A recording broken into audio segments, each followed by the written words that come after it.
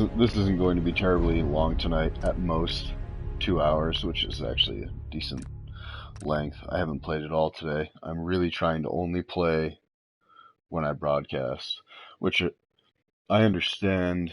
The quality isn't the highest because my upload speed at home is honestly quite shit. Comcast is awful.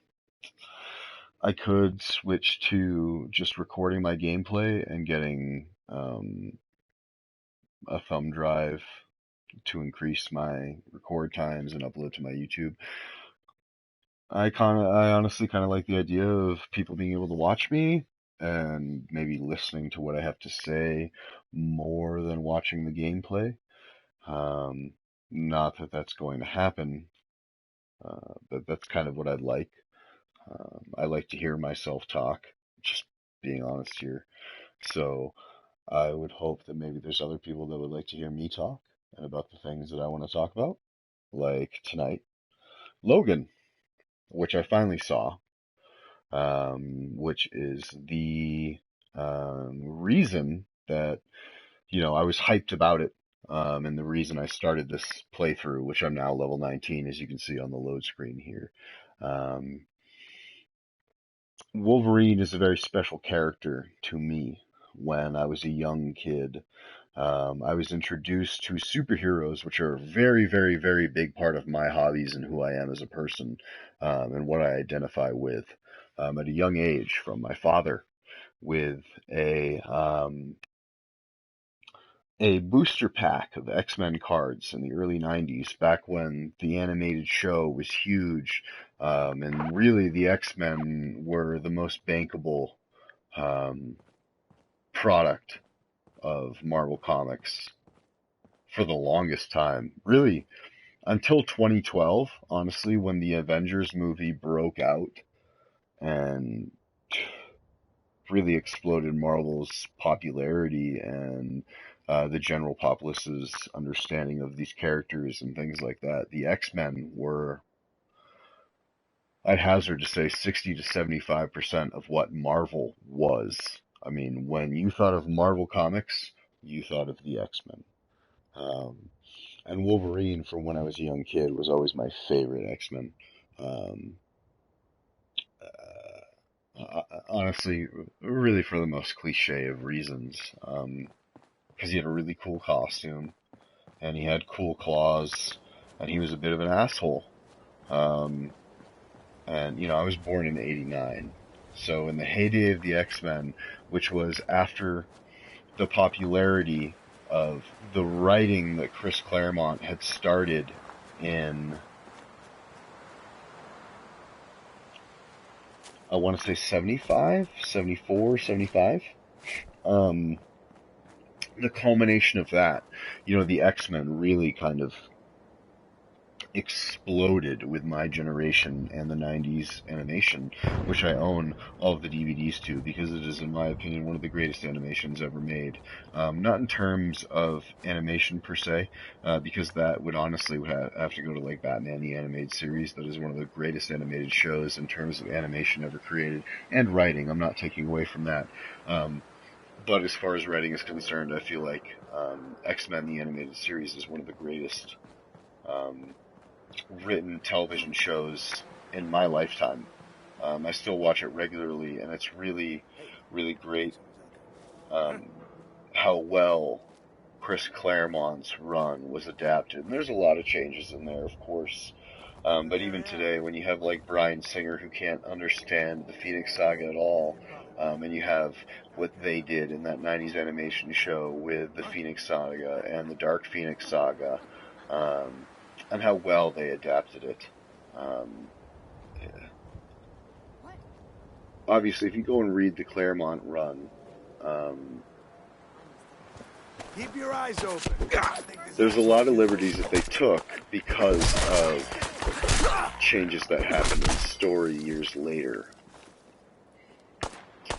However, I still feel like it is the greatest adaptation of that story to exist, and the fact that Fox and Bryan Singer, Simon Kinberg specifically, want to keep revisiting that is extremely frustrating for me as an X-Men fan, because there's just a wide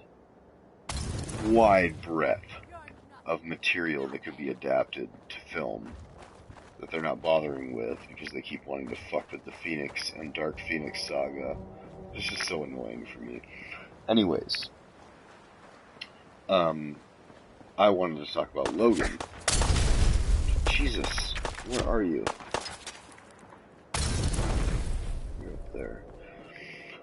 I wanted to talk about Logan because I just got back from a screening of that tonight, and I need to preface this by saying that before I saw this movie, aside from the climax, I believe James Mangold's The Wolverine to be the greatest X-Men film in the entire franchise as far as films are concerned. I'm not talking about adapting the X-Men.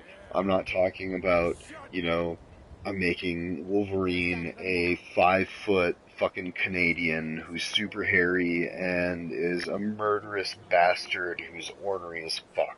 Okay? No. I'm talking about as far as the guidelines of film and what makes a good movie.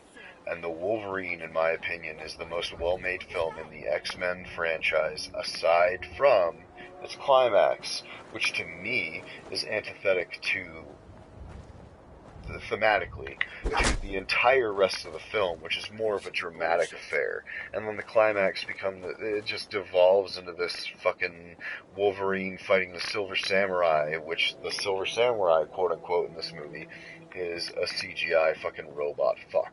Okay? That's not my interest. I really enjoy dramas. Superheroes are one of my greatest loves, okay? But so are films. And I'm able to separate my love of film and comic books.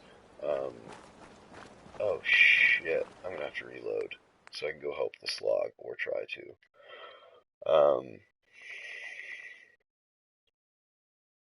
So when I separate the two, I'm really trying to look at film specifically, and one of my favorite films, cliches it will always be because it's just up there for so many people. One of my very favorite films is Lawrence of Arabia. It's a film that takes itself seriously. It's fucking almost 4 hours long. It's absolutely one of the most beautifully shot films that has ever been made in history. It's before the days of CGI, when you see 250 plus men on horseback charging in war. You're seeing 250 plus men on horseback charging in war. Okay, this movie was made in 1960. It's absolutely incredible. I'm bringing that up because of my love of film, and that what I see in Logan.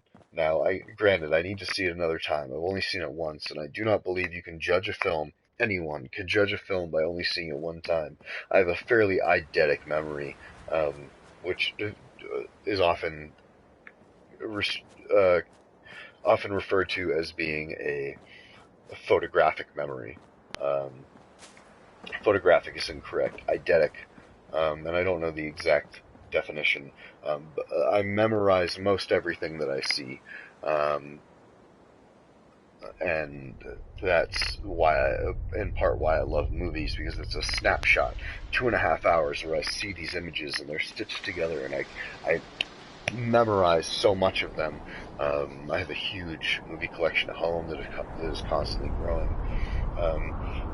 Logan, to me, I've really had a bit of a tirade here. I don't know what you want to call it, but Logan, to me, is, in my opinion, the greatest X-Men film that has been released. And of course, I started this with talking about how the X-Men are near and dear to my heart, and my first love as comic book heroes. Pretty much for me goes X-Men, Superman, Batman. About the most cliche list you could ever put together, but as a big comic book reader, the the material speaks for itself. And as a huge film buff, I love movies like Rear Window and Lawrence of Arabia, Last of the Mohicans, um, Terrence Malick's The New World, which I need to watch with subtitles every time because the sound design in that is pretty awful with the dialogue sometimes. Um, a lot of film purists out there will be upset with me to learn that I love Zack Snyder's filmography. I think he says a lot through showing. He's not particularly good at telling a narrative through anything but sight. But as a particularly visual human being, um, his style of filmmaking really resonates with me.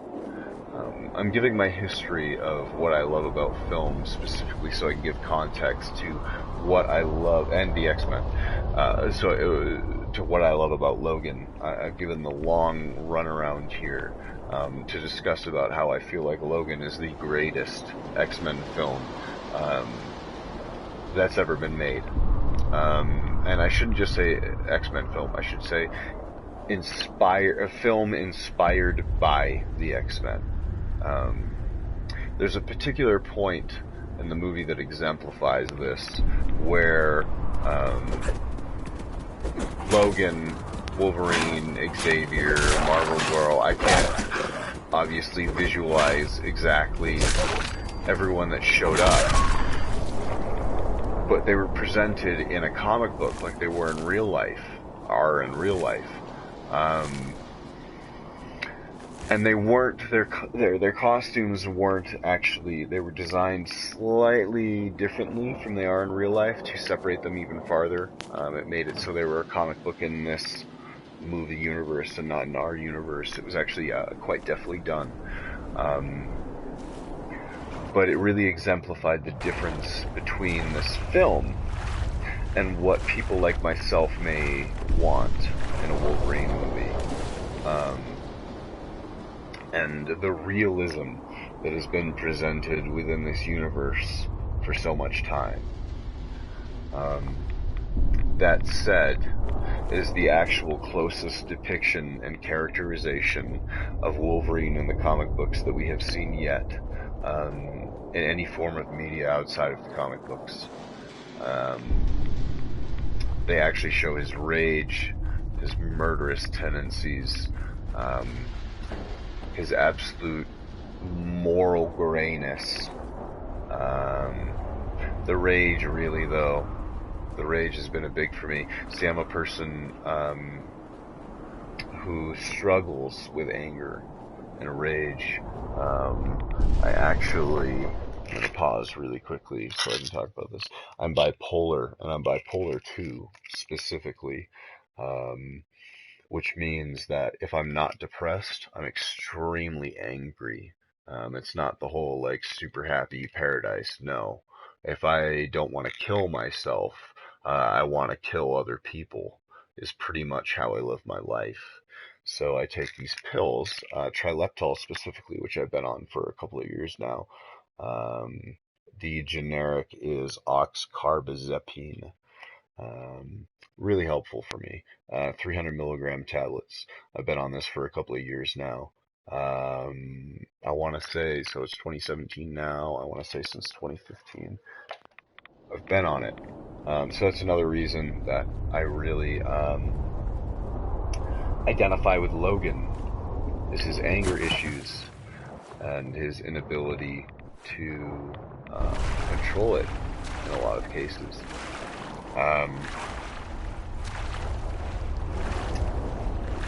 I forget exactly where I was going there with that. I think it had somewhat to do with me talking about how spot on the characterization in this film is.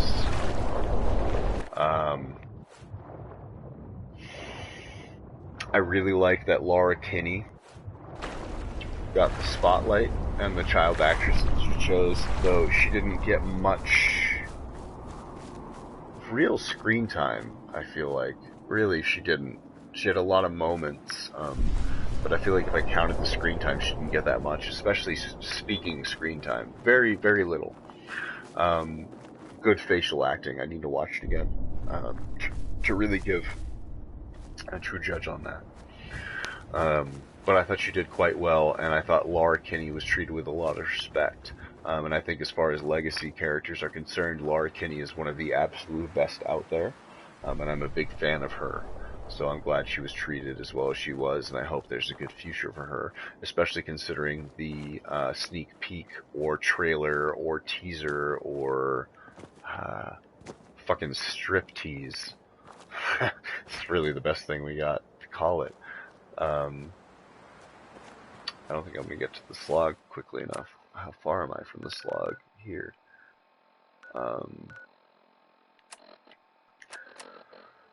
So I thought it was really, really well done.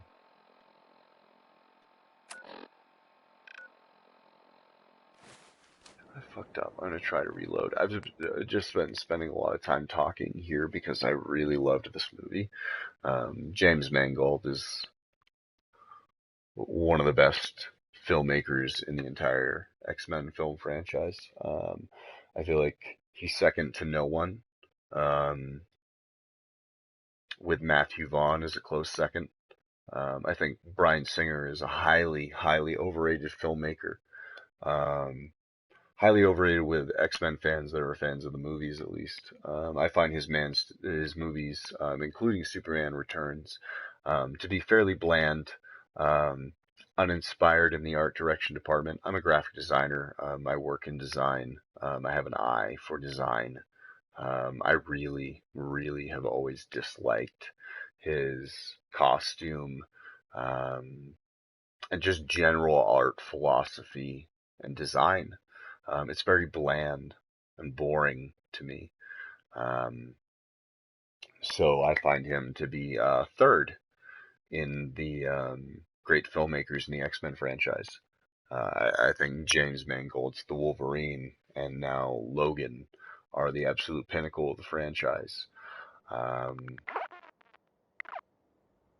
I've been going on and on over here.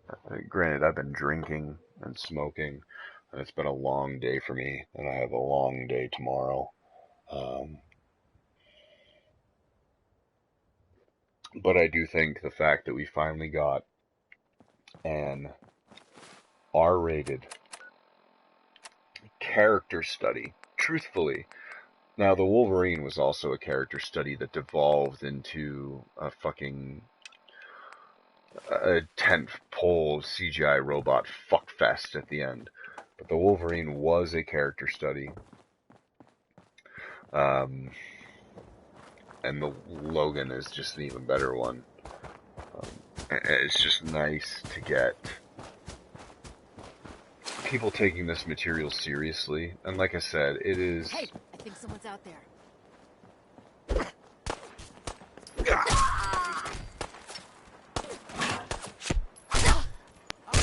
It is definitely still an adaptation.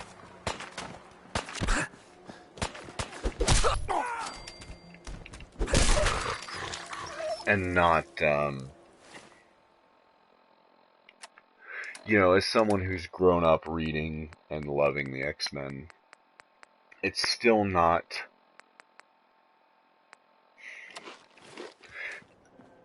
It's still... I want to see Wolverine in, if not the yellow and blues, which is my favorite. I love the John Byrne yellow and blue costume. I know Dave Conkrum really did it first, but John Byrne drew it better, in my opinion. Now, I also know that John Byrne was the one to design and preferred the mustard and brown costume. I like the mustard and brown costume. I'm always going to be partial to his blue shoulder flare, yellow costume. But I just really would like to be able to see Wolverine in the mustard and browns. Really. The closest we're ever going to get,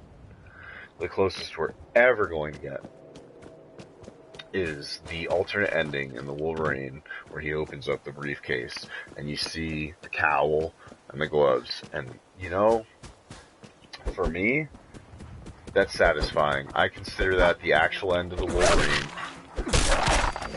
and we don't need to see it in Logan. We have a wonderful representation of Laura Kinney as X-23, and a really good passing of the torch. I will say, two big cons that I have for the movie, because, you know, I'm big on not giving spoilers for things, so that's why I've kind of been talking thematically and big picture about it, and really not staying focused at all. I felt like there could have been more interaction and more growth and more focus on the Laura Kinney and Logan relationship. I also felt like,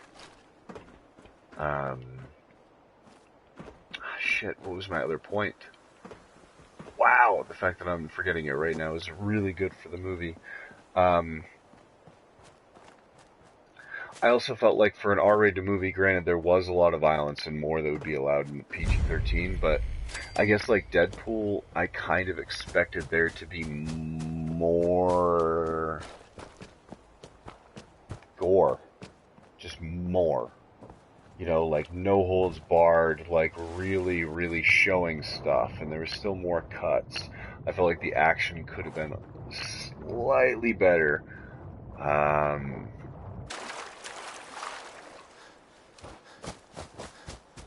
I do like that the things they took thematically from Old Man Logan, they also changed some things and made them more meaningful in this X-Men universe, if you know what I'm saying. Like, it just made it more. It fit with the characters. It's still, you know what I'm talking about, like the big reveal in Old Man Logan. I was wondering if it was going to be Logan himself that caused that, and it wasn't this time. It was someone else. I'm not going to give away who it was. I'm sure you can put the pieces together. It's a bit of a spoiler, not really. I'm really trying not to spoil, but it's not like, I'm just saying it wasn't Logan this time. You put the pieces together yourself, but contextually, it really made sense. And the way they revealed it, it was one of those things where I had to turn to my wife and I said, did you realize what they just said? What they pointed it out? And granted, they hammer it in later in, but there's that little conversation that tells you, and it's so easy to miss it, but it tells you, how close am I? Man, I really feel like I'm going to miss this no matter what, so it doesn't matter. I'm going to check out the National Guard training yard then. It's so small that you just might miss it, and I felt like that was a good change. It really provides context and makes sense of an issue that is happening with one of the characters. There's also another part of the movie where it creates a character that has not existed before previously. However, I have no issue with it. And it was done much better than I had imagined. It was spoiled for me a bit early. And I didn't, when things are spoiled for me like that, I try not to, project how that might be done. And it was done better than any way I could have projected. Um, I'm gonna be right back. I'm really sorry to do this. I need to go to the bathroom really quickly. Um, So I'll return shortly and continue talking about the movie Logan. Sorry.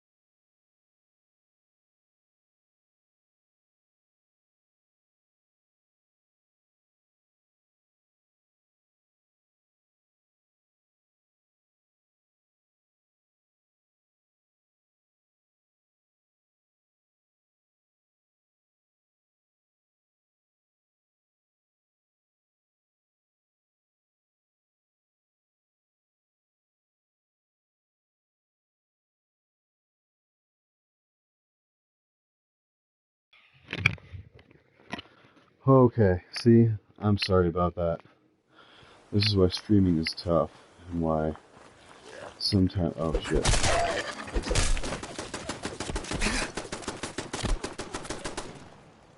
Sometimes I should... Oh, shit!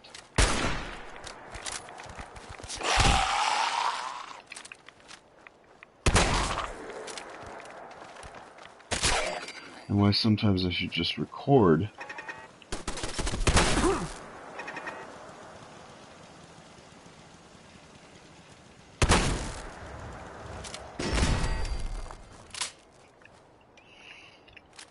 Because then I could cut out that, 2, 3, 4 minutes or whatever that was.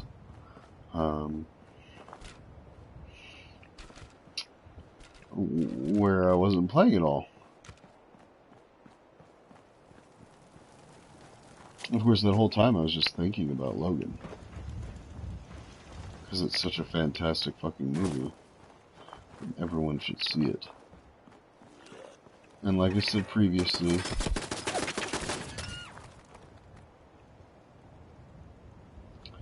there were some issues. Come here, fucko.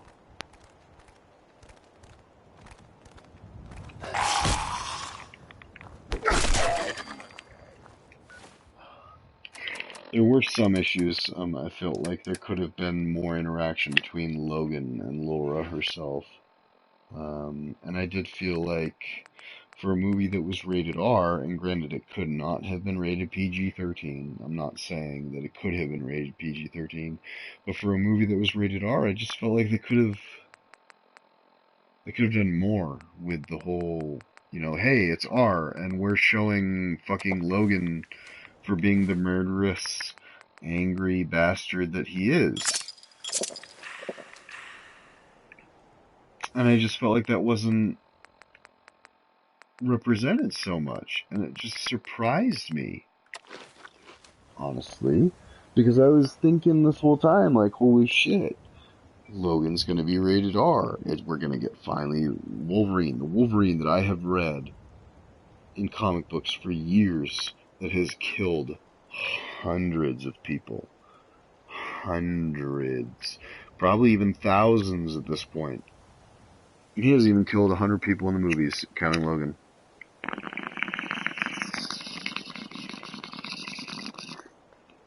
And I just, part of my issue is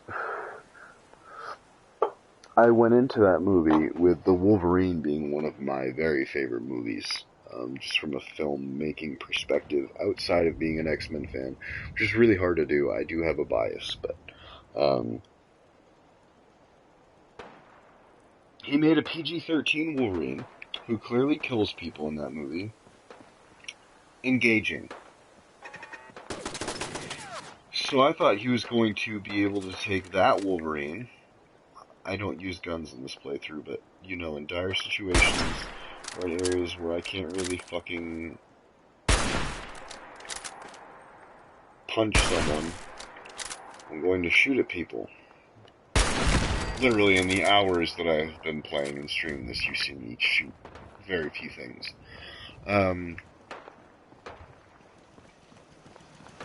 So I guess there's a part of me that kind of assumed that James Mangold was going to make another Wolverine movie like the last one that was PG-13 and just up it to 11. And I felt like rather than being up to 11, it was up to an 8.5 or 9. And that's not necessarily something to dock against it.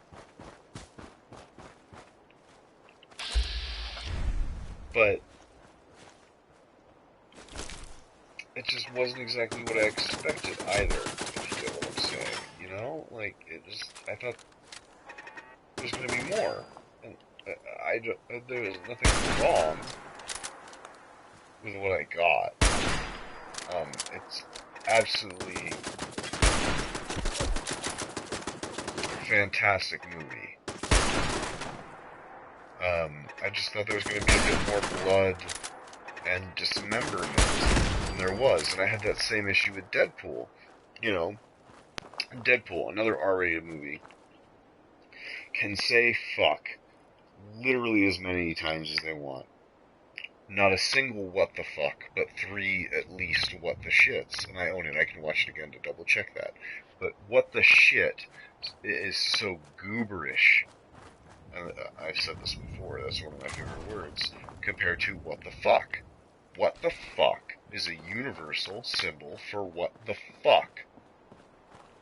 And when you can't even say that, well, you can say that, and you choose to say what the shit instead, it hurts your adultishness in a way, because I know very few adults who in a situation where they would say what the fuck, say what the shit instead.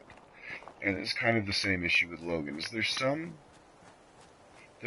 points where I feel like they would have been better served, since they have an R rating, to not give a shit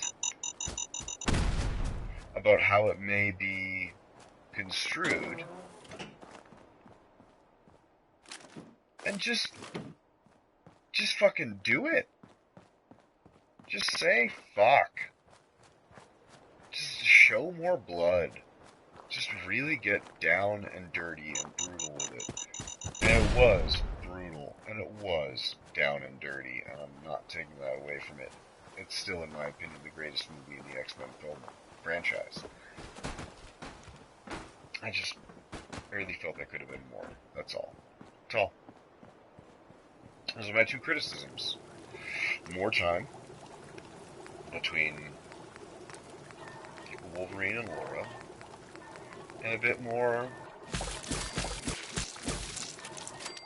brutality.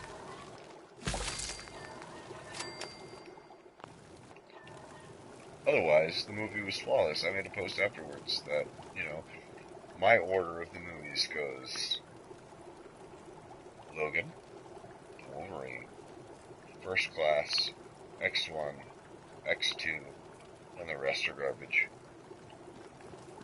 The rest are absolute garbage. Garbage. The garbageest of the garbage that have ever existed in the history of garbage. And that's what you have for the X-Men movies that are not the ones that I listed. I have no love for Bryan Singer's latest 2 movies. As I said earlier, bland and boring, but competent. I cannot say, it's easier for me to say it for Apocalypse, but I cannot say that Days of Future Past is an objectively bad movie. I just consider it to be an extremely poor X-Men movie. Same with most of his movies. X1 and X2 I have a love-hate relationship with. I consider it in that hierarchy, because it was the first, and I was 11 or 12 when it came out, and it was in a time where superheroes, there's a lot of you young bucks that don't remember, but superheroes and their movies were not considered as being viable, and that it was going to be impossible to make a good superhero movie, and that people should just quit while they're ahead. So the first X-Men, especially the reception that it got, was incredible, because if it wasn't for that movie, with Spider-Man 1 and 2, we may not have the MCU. I mean, that movie and what Fox and Bryan Singer did was very admirable, and a lot of the things they did then were acceptable, and are still acceptable to me because of the time frame. The fact that they were still doing that bullshit, and that I saw a picture of all the X-Men in their garb for Apocalypse before it released, and the thought that I had was, oh, this is probably the last shot of the movie, because this is Bryan Singer, and he's never going to just, have the movie. I mean, you listen to the movies with commentary with this guy, and he's constantly embarrassed about the X-Men source material, okay? This is a motherfucker who came in as a competent filmmaker, and Fox said, hey, we like you. We want you to make the X-Men movies. And he went, okay, and then researched them. He's so detached from the actual fandom that it drives me nuts, especially when I listen to him on commentary. So he makes those costumes, which I saw that picture and went, oh, we're going to see that at the very end. You watch. Boom. The movie, they're wearing these sameness, fucking black leather, plastic, rubber uniform things. And then last shot of the movie, oh, hey, Nightcrawler looking like Nightcrawler. Oh, hey, the coolest Cyclops costume put in film. You're going to see it for a couple of seconds while he sits there looking pretty because he's Ty Sheridan. Like, Bryan Singer is one of the most frustrating filmmakers in the fucking industry. He's a little boy-loving, hire pretty people for his movies, competent, boring-ass, nothing interesting filmmaker. The most interesting thing that dude has put in his movies are the airplane sequence in Superman Returns. One sequence, an entire 2-fucking-hour movie that's boring as shit. And then the original Magneto as a kid sequence at Auschwitz. Those are his two biggest highlights as a filmmaker, and those are great. And Matthew Vaughn even made a better version of that same sequence in his movie First Class. Granted, he recreated the thing. We have the zombie coming there. Maybe he's not coming, he's just staring there.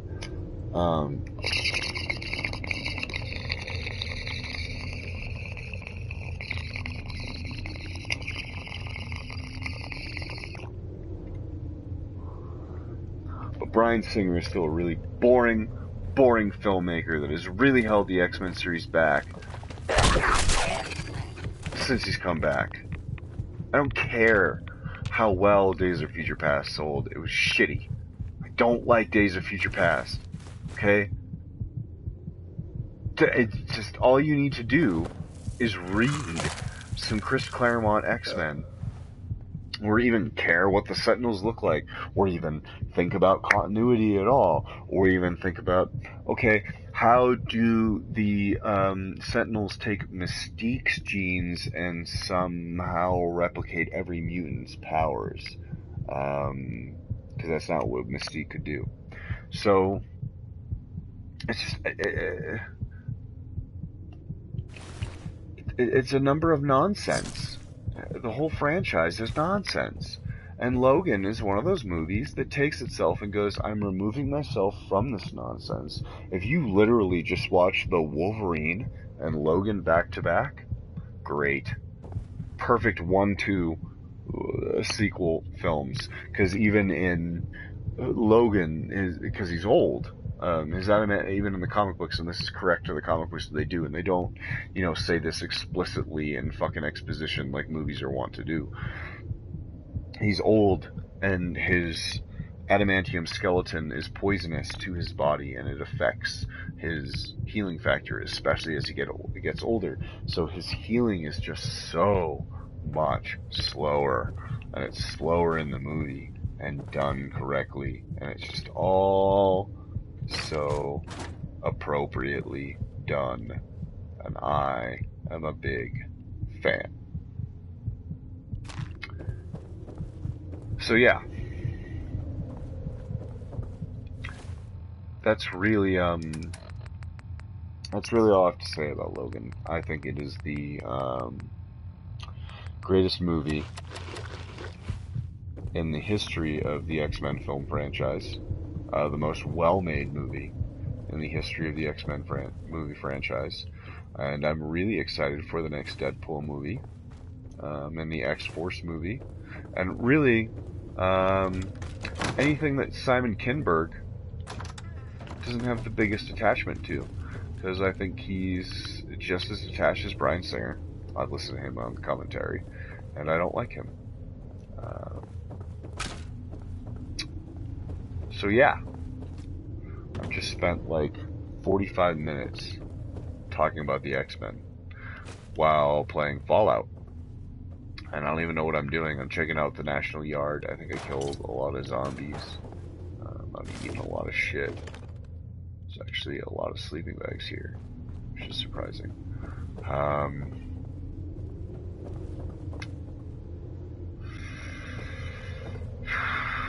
Yeah. Don't really know what else to say other than I'm just going to keep playing this playthrough. I didn't want to pick that up. Because Wolverine is one of my favorite fictional characters. You know, I've been working on my tattoos on my body. I got this thing about I'm a recovering addict. I'm always going to be a recovering addict. I'm never going to be a former addict. There's no such thing. It's always recovering. And so what I'm working on now, I have the right side of my chest and arm sleeve, which is all about addiction. So I have a dragon, and I'm going to be getting a demon. Actually, the line work probably starts this Friday, unless he decides to continue the dragon. It's going down my arm on the right side, and my left chest, which is just completed, is a knight's helmet, and a mandala, exemplifying light coming out of it. And then my left sleeve is going to be things that go along with that medieval knight theme.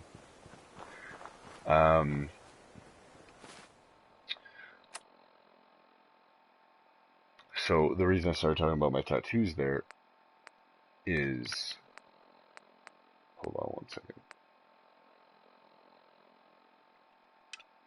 Night Aston's holiday.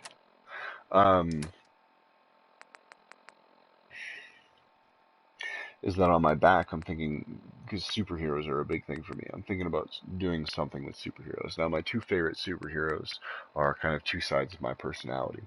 There's the Wolverine, which is the rage and the uncontrollable and the can hurt people if not paying attention side of me. I'm 6'1", about 210 pounds. I'm not a huge dude. I'm not a small dude. And I can hurt people, and I have hurt people, and I have a pretty checkered past, and I really try not to give in to that side of myself, especially in intense moments. So that would kind of be the Wolverine side, and then there's Superman, which is the moral center, the always being good to your fellow man. Um, Oh, Night Aslan. That's why I was just sitting here. Caring about other people. Just trying to be a good person. Um, and I'm trying to think of a good way to incorporate those two characters. I don't want to have them fighting each other because they're not conflicting part of myself. And those are going to be on my back. So I'm just wondering, like, there's got to be a villain that I need to have that they're going to go against. That encapsulates the same idea as the knight and the dragon, but in superheroes. Um, I haven't figured out a good enemy for addiction yet. So, if anyone who watches this, not that anyone does, but if anyone who watches this has an idea, toss it in the comments, toss it anywhere so I can think of something, because I have, Wolverine and Superman kind of being my two big dudes, but I need someone to go against them. So that's what it is. I'm gonna listen to this now. Knight Terra Aslan, Brotherhood of Steel, Recon Team 429 Alpha, serial number 3431. It's been 3 hours since I set my distress pulsar. There's been no word from the Paladin or Ferris. Their objective was a satellite array on the coast. They may be out of range. My orders were to hold this position at all costs. The entire site has been overrun. The door won't last much longer. Paladin Brandis, sir. It's been an honor, sir.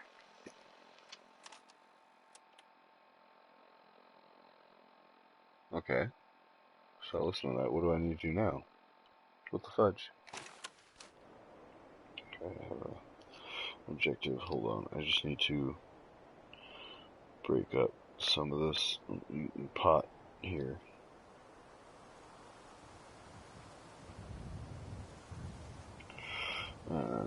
I see that I have some friends on. I saw them earlier before I started streaming, so I might see if there's a party to join them. I'm gonna see that really quickly.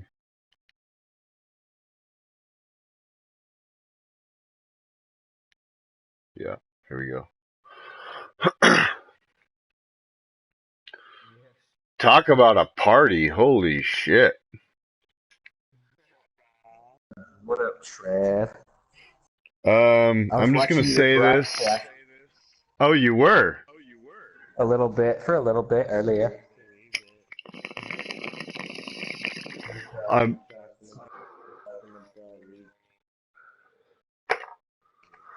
the, your, Blade kind of inspired me to just start diarizing my gameplay.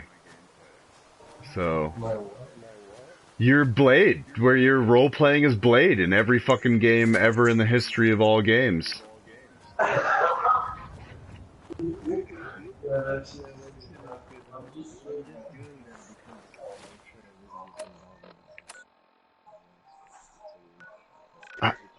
Dude, I'm not giving you shit. Like, I have a huge hard-on for Wolverine, and so that's why I'm doing that in Fallout.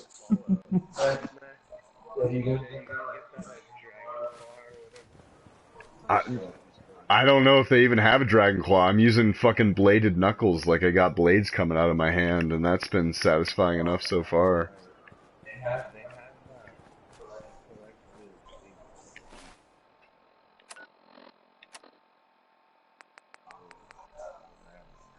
I'd really like to do that. I just got out of fucking Logan tonight, dude. Trying not to be hyperbolic here. Greatest movie in the X-Men film franchise. No question. No fucking question. I'm almost dead.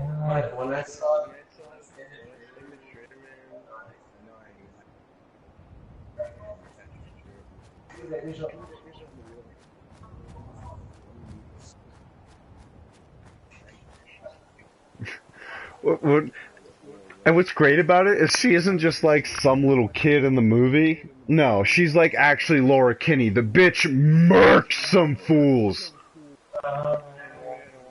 It's so good. The only thing, like I have two criticisms.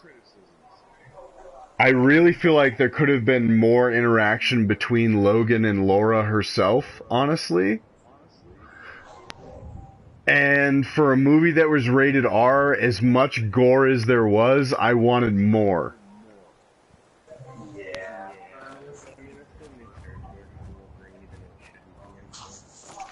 Yeah, well, it's definitely like the opening sequence, and this is the thing that I'll say to anyone that asks me about the movie. No, no, no. The closest we're ever gonna get is that alternative ending to the Wolverine, where he opens the briefcase and gets the fucking mustard and brown costume displayed for him.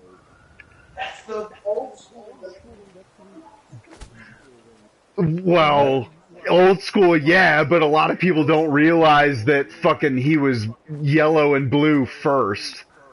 Yeah.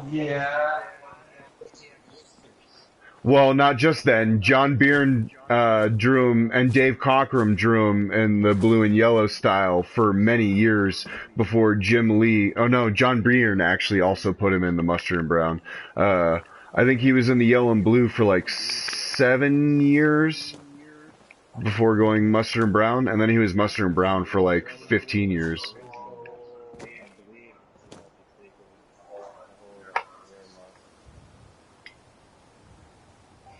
It might have been. I haven't gotten there yet. I'm reading through all of Chris Claremont's run right now.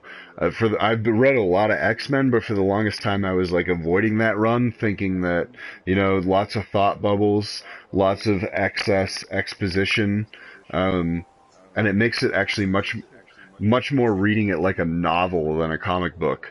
Much more like reading Alan Moore, and it's really, really, really good.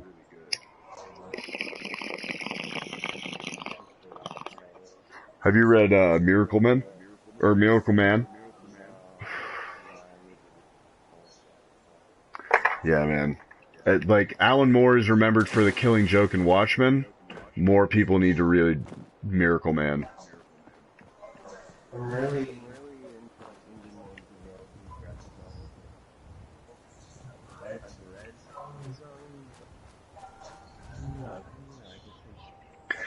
What?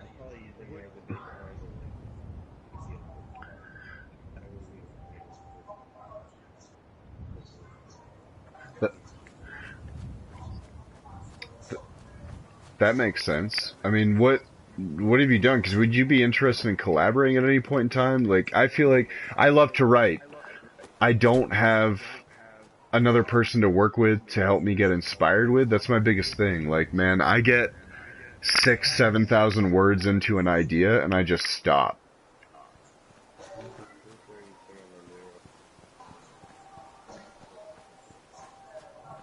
Yeah.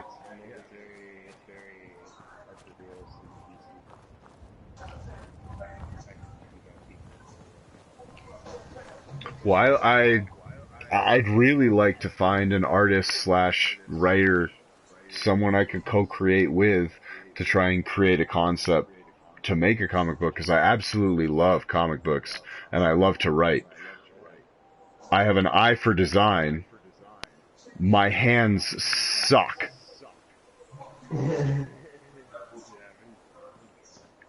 I've been a graphic designer for 10 years, which, when I'm not trying to talk myself up, I call glorified scrapbooking.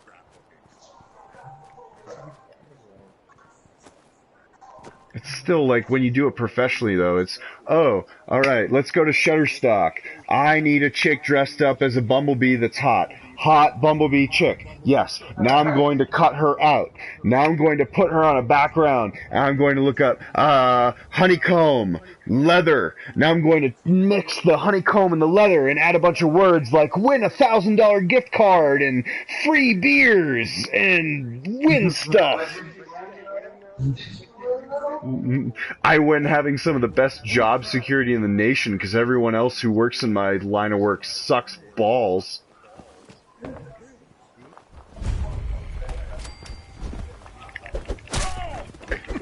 It's in.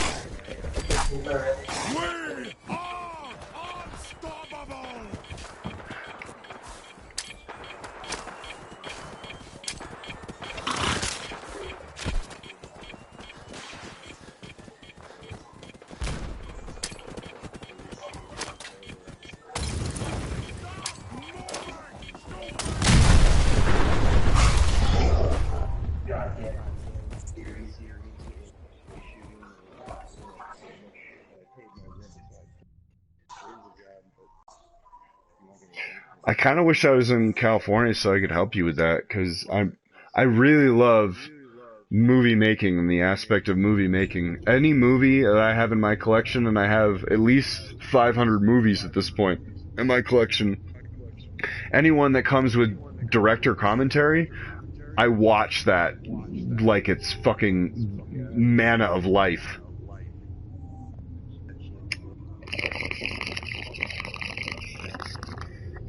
Who's your... this is a tough question, but if you had to pinpoint it, who's your favorite director?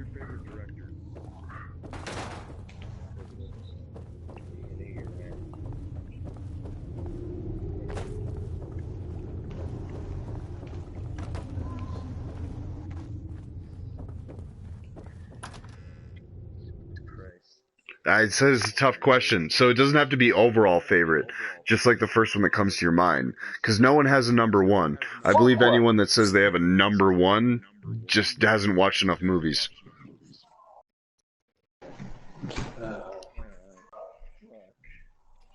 All right, just to help, I'll give you my three that like help round out my list to give you an idea of my taste. Ridley Scott, James Mangold, Zack Snyder.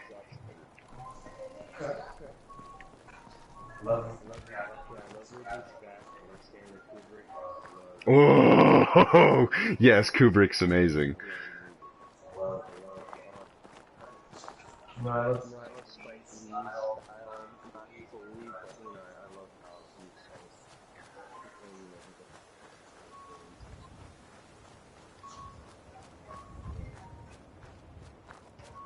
does anybody who puts love into like the movies that they're making and you really can tell they're jealous, like sometimes he kills a good actor. I mean, good actor, so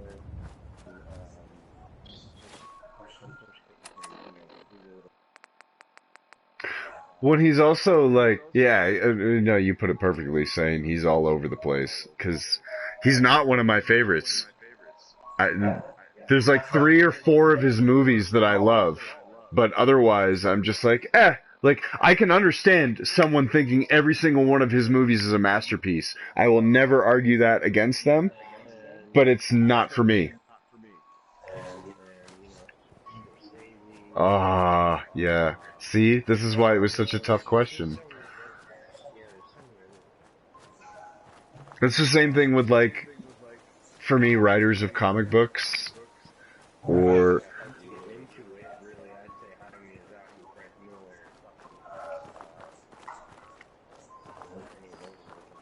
So for writers, creators, I'll take Frank Miller, Timothy Truman.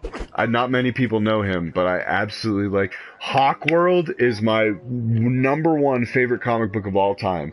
Of all mediums, of everything, if there's one favorite that I can name of anything, it's that Hawkworld is my favorite comic book of all fucking time.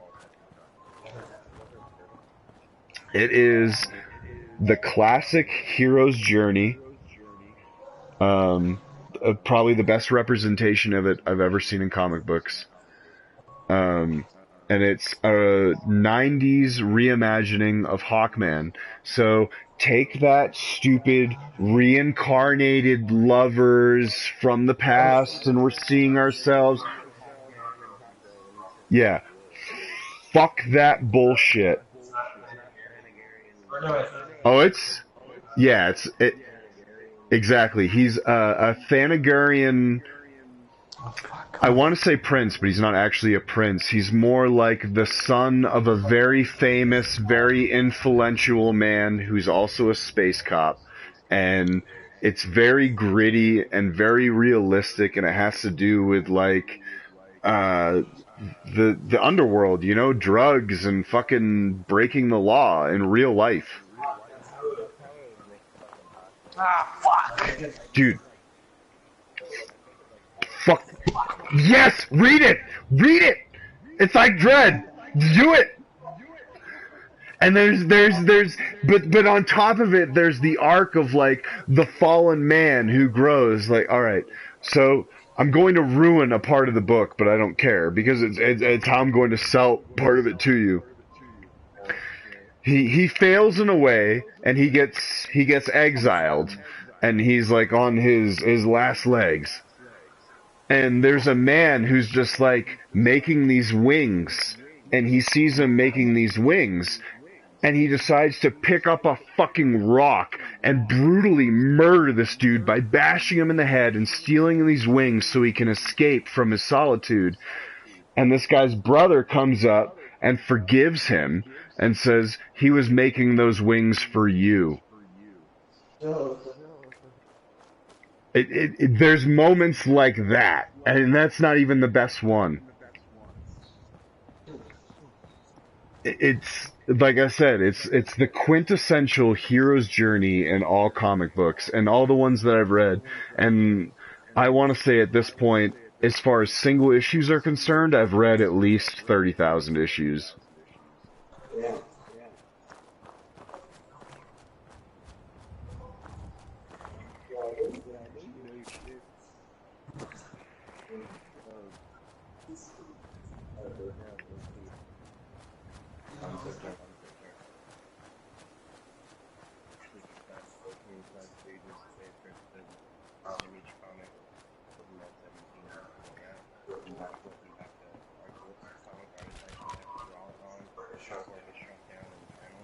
Yeah.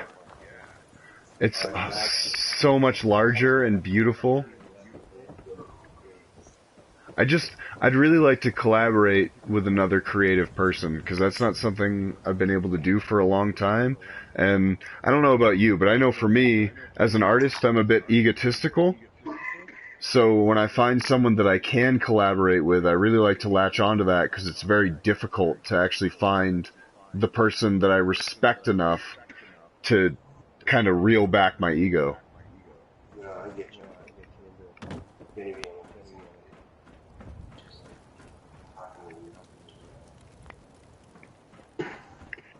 Alan just sent me a message. Cameron, Tarantino, Richie. That's a good fucking list. It is a good I really love Richie and Cameron, and Tarantino doesn't fit my taste more often than not. I don't have anything to say against him other than that. Like, he's an incredible filmmaker. I can't take that away from him. Well, it's like, you have a lot of people that say that Snyder is more style than substance. I'm not going to argue against that in a lot of ways. However, a lot of his style happens to include substance that a lot of people kind of miss. Not necessarily that it's told specifically well, that substance, but still. I find some of Tarantino's things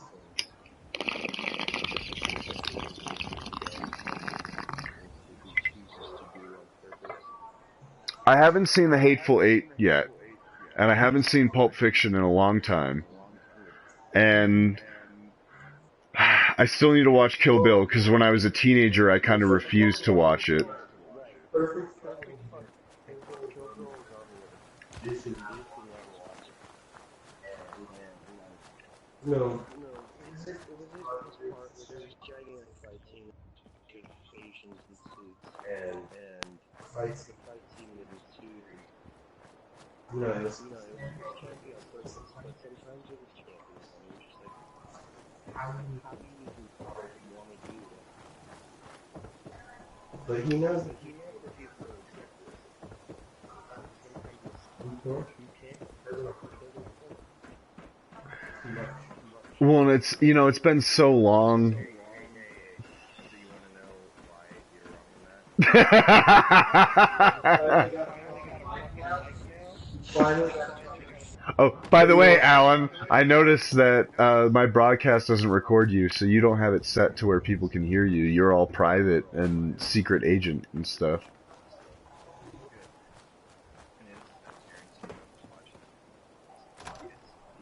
Basically frame for frame a live action anime and more so a live action manga book.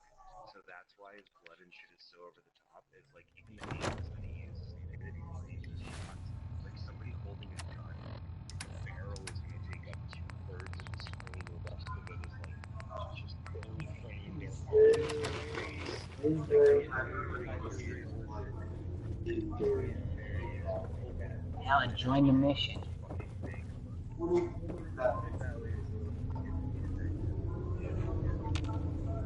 I'm just saying.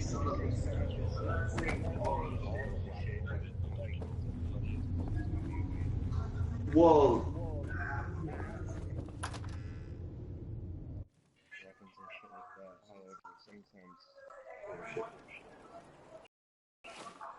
I mean,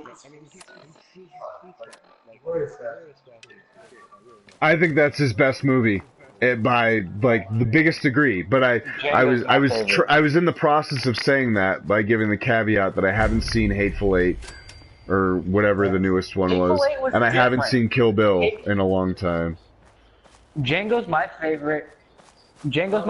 And Glorious is my second. Hateful Eight was kind of a departure from Tarantino's normal over the top blood and guts. It was a lot more around like character development. Which I love that shit, so I might like it. So yeah, like Hateful Eight is definitely I mean it still had its classic Tarantino violence moments, but for the most part, it was a pretty significant departure from like his normal. Kind of just a straightforward character-driven film. Like he's a great character. No, like I was I'm a guy that's very. like I was saying to you earlier, like it's purely for me, it's taste. I can objectively see his ability as a filmmaker as being one of the greatest that has ever lived. His movies don't click with me. I think you might like Hateful Eight because it's definitely a lot more heavily involved with character development and Well, like I think story. the reason why I want to see Hateful Eight is because No, that's Magnificent Seven you're thinking of. oh man. It really bothers me that I feel like Chris Pratt is getting fucking.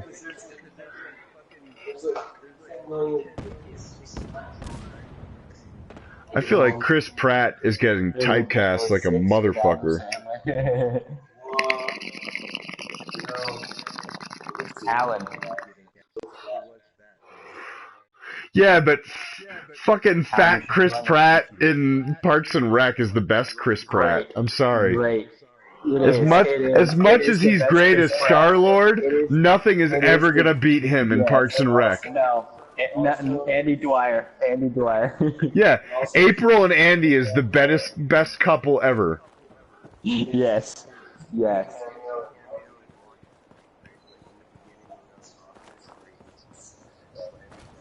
I didn't even remember he was in Wanted. Hi. Hold it right there. Through, you gotta pay. 100 caps. I just remember that like James McAvoy is the only reason I watched that movie. I don't think so. It's your funeral. End of the line. Dude, have you seen Split? No, but I want. Okay, until Split, I thought Filth was his singular best performance in a movie. Split, far and away. That like, if you're everything else about that movie could have sucked balls, which it doesn't. But everything else could have sucked balls, and he would have made that movie 5 stars.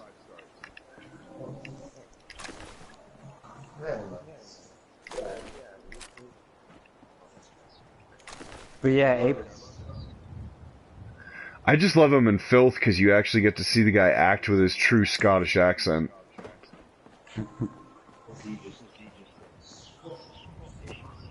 I mean, yeah, I'm not gay, but I'd put his dick in my mouth. Doesn't he talk?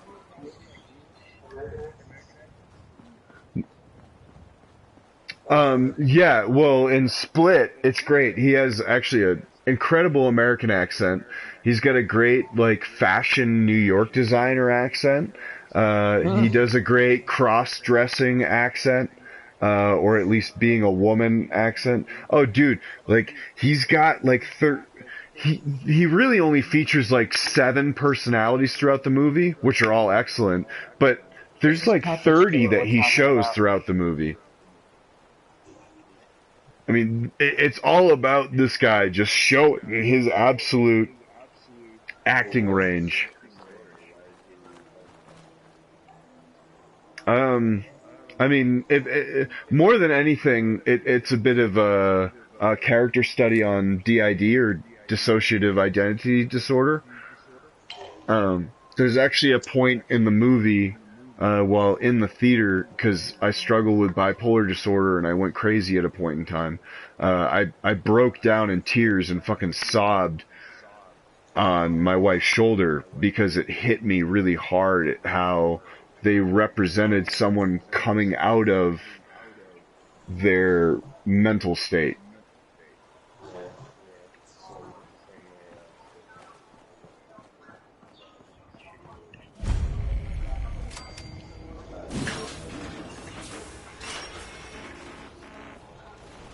Fucking powerful movies, man. That's part of the reason I love them, is when they can really just evoke a strong reaction.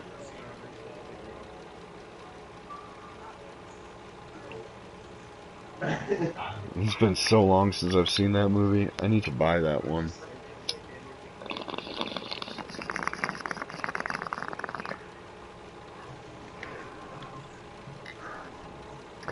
You know, that's part of the reason I think I will forever hate Batman Dark Knight Rises.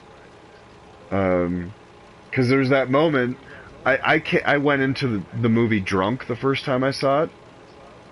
So it completely passed over my head the part where Lucius Fox said that the autopilot had been fixed. So I thought when Batman took the fucking Batwing, he was taking it to sacrifice himself. It hadn't been fixed or anything, and he was good. He was done. He was killing himself. Because if Batman's done being Batman, he's fucking dead.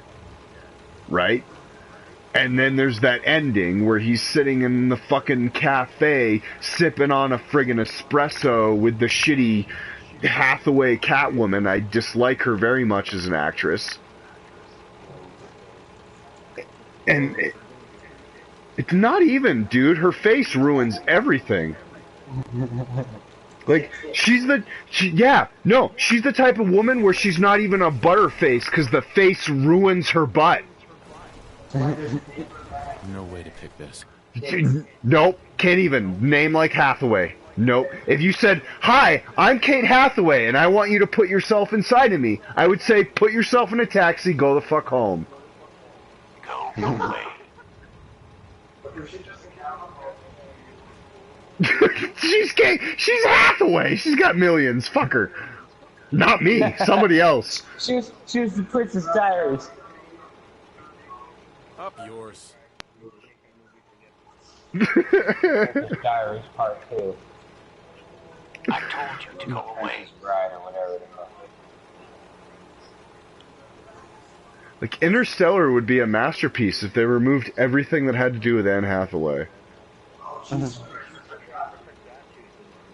How can you forget that she was in that movie?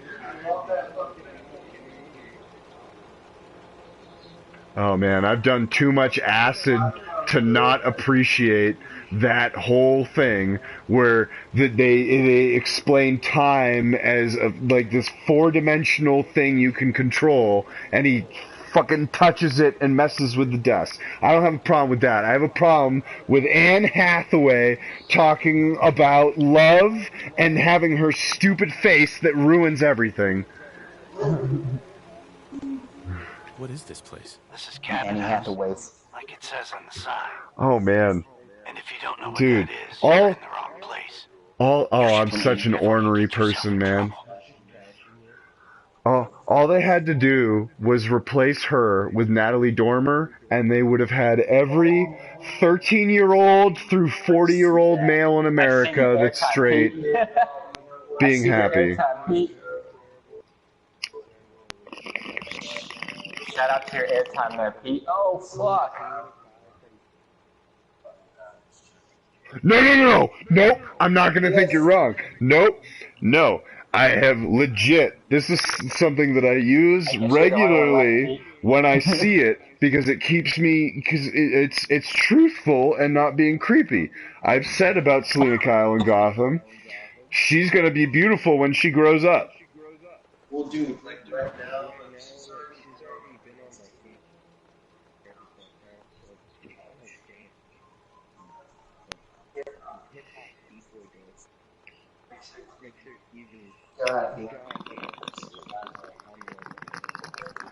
You're going to be the creepy 40-year-old man, aren't you?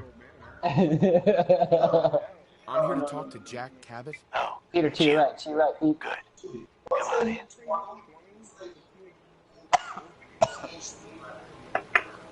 Oh, that's fair. I'm just giving you shit.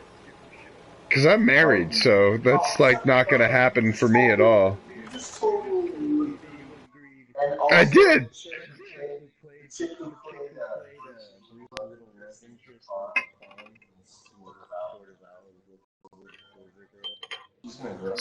Let's go meet the boss. I didn't agree with you on her yet, but I'm not going to say that I don't.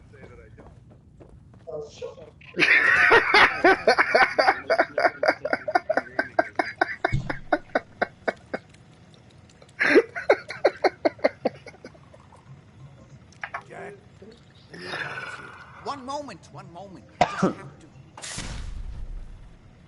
I'll be right with you. Oh, damn.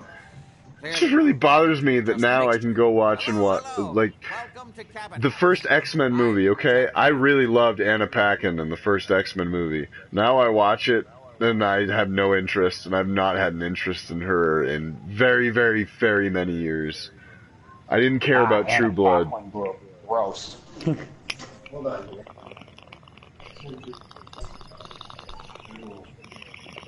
Except for Oracle. Go ahead.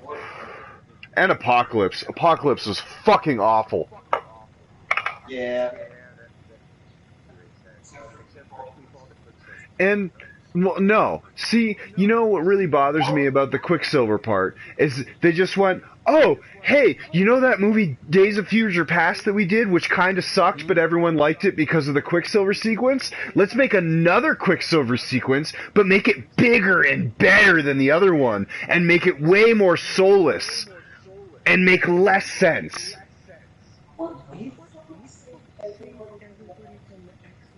And it breaks all reality. Like, why not have Quicksilver fix everything? Why not have You know how fast explosions are, right? Like how quickly they happen.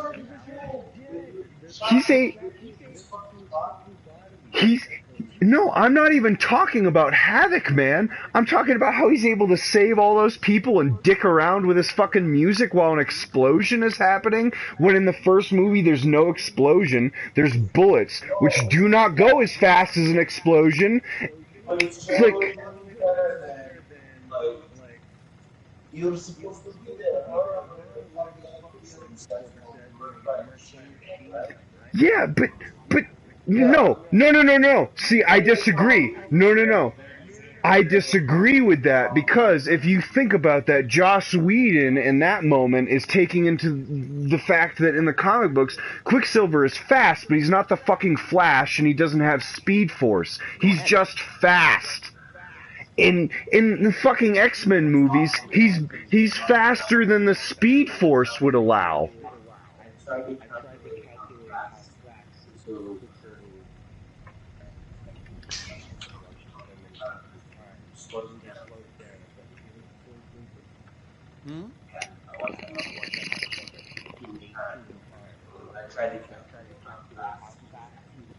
And you can't, because it's inconsistent and wrong. But it's awesome. No, because it's just like some dudes in suits sat in a room and went, oh, that Quicksilver scene in the other movie was good. Let's do it bigger and better. Why not? Where you going, Pete? The viable reason is in Days of Future Past, that sequence when he's playing with the items, they actually look like... Yes, it was. It looks like...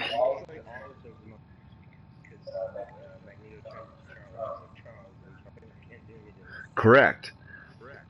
It actually feels like he's dicking with physical items. Every single item in that sequence looks like it's a piece of CG, computer-created fucking nothing. That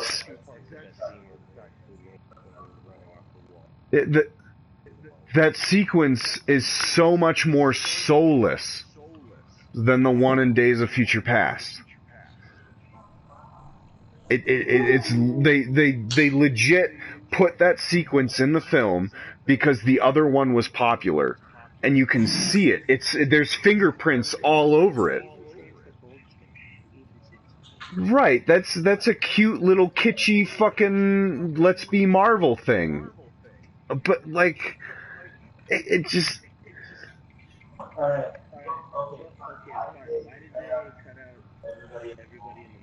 that pissed me off.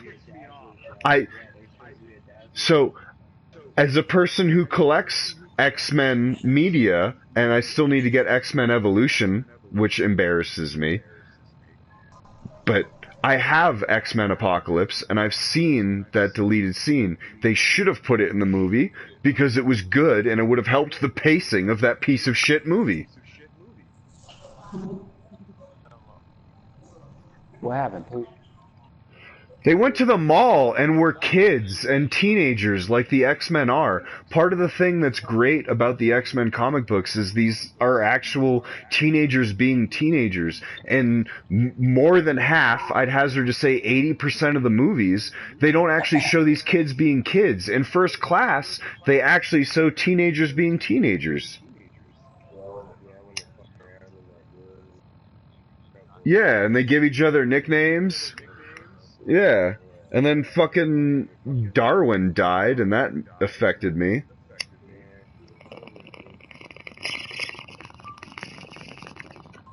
No. I still think it's dumb that they, like... I'm still not a fan that they put in Butterfly Angel in that movie, though. They should have picked a different character. I really hate that every incarnation of the word angel in the entire X-Men franchise makes me cringe, as far as movies are concerned. Dude, they have him transform to fucking Metallica song while he's drinking bourbon. Like, how cliche can you get?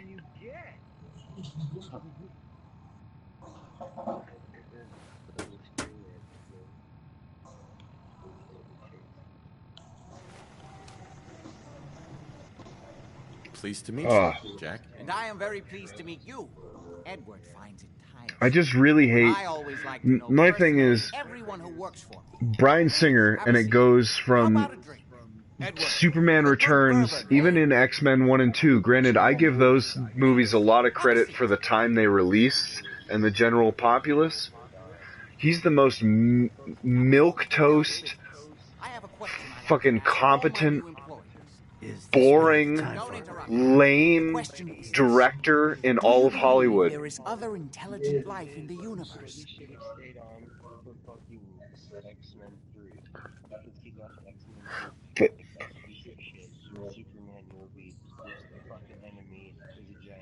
But after Apocalypse, where they still double down on Jean Grey inherently being the Phoenix, do you really think that they understood? I mean, I've watched all of them with commentary, dude. I laugh and drink alcohol because there's a detachment with him and Simon Kinberg between actual X-Men fans who read the comics because they researched it as a fucking project. They don't understand it. They just see it as this thing. They're still embarrassed. Like, in the Apocalypse commentary, Bryan Singer talks about, like, needing to make fun of the source material during the movie because it's just too embarrassing otherwise.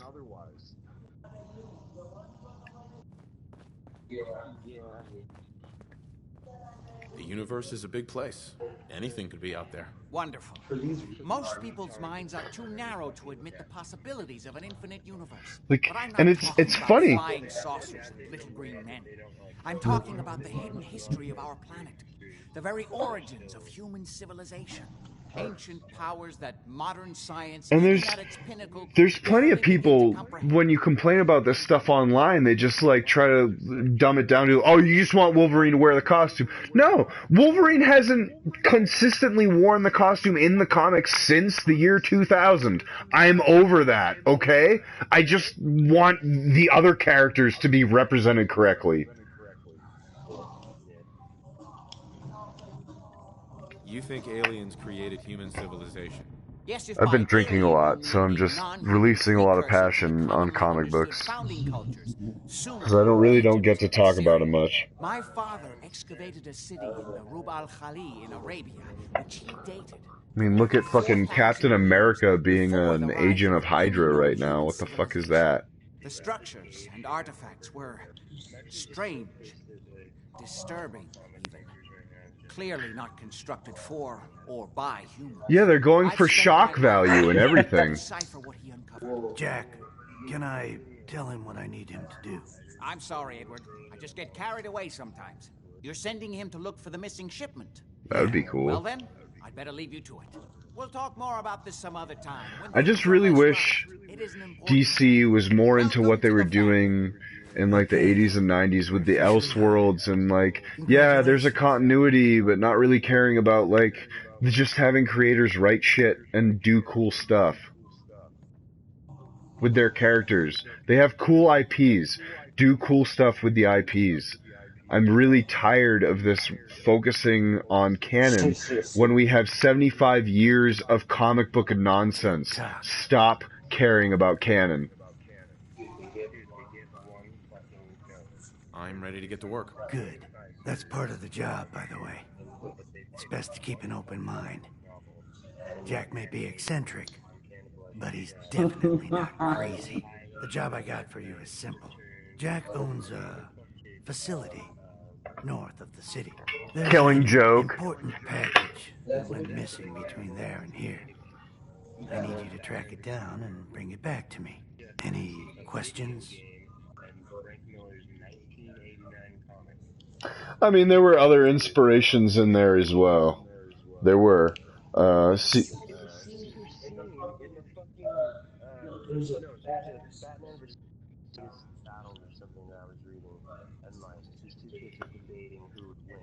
Yeah, take it. Only about 1 million. You should start at Parsons State Insane Asylum. Don't let the name spook you. It's just a secure building that we're using. We think the courier got ambushed as he was leaving the place.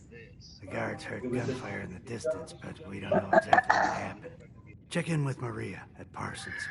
She's in charge of the security force. So I'm back and forth on that because you all set then?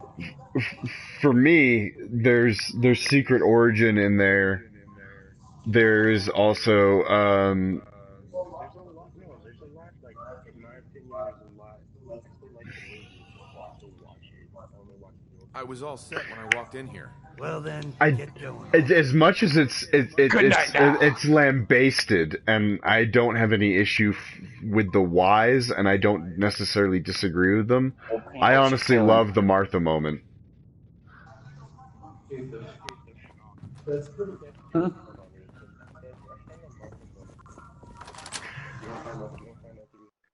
So I like it.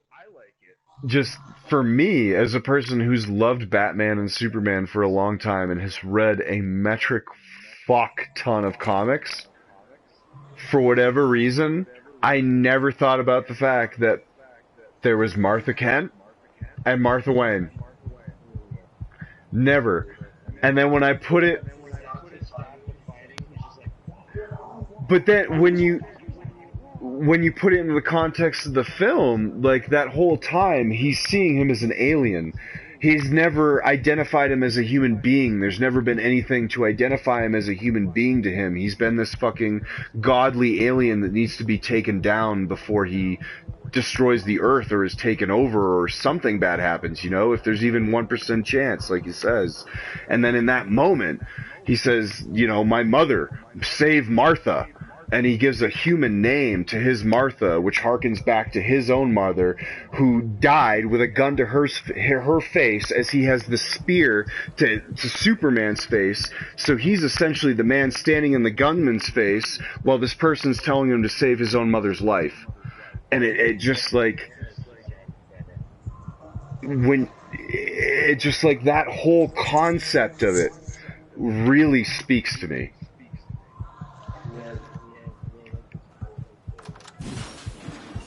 I'm gonna have a lot of things. First of all,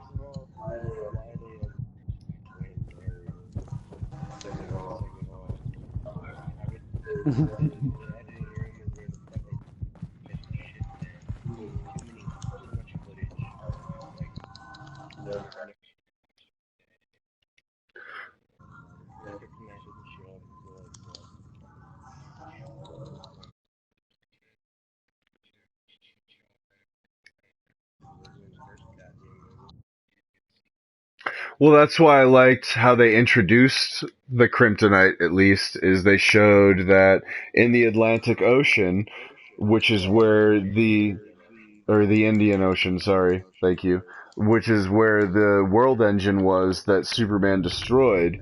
That's where the kryptonite got created, probably from the radiation of the destroyed world engine and the fight that happened there. So I mean, there's a narrative string there and a reason for the kryptonite to be there and be introduced at that point.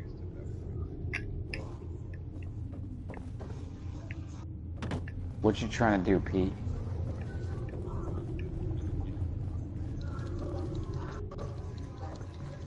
I'm gonna join you guys on Grand Theft Auto. Fuck this fall.